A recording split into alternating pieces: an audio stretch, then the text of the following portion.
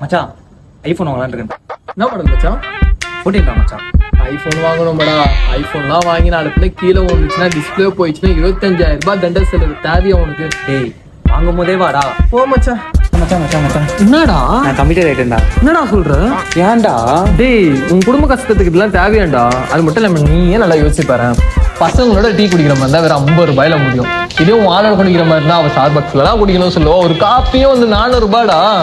காசு தண்டம் தேவையா பங்கு உனக்கு? உன் லைஃப் ஸ்பாயில் ஆயிடும். நல்லாவே பண்ணலாம். டேய் இருடா மச்சான் வீடியோ தான் பாரு.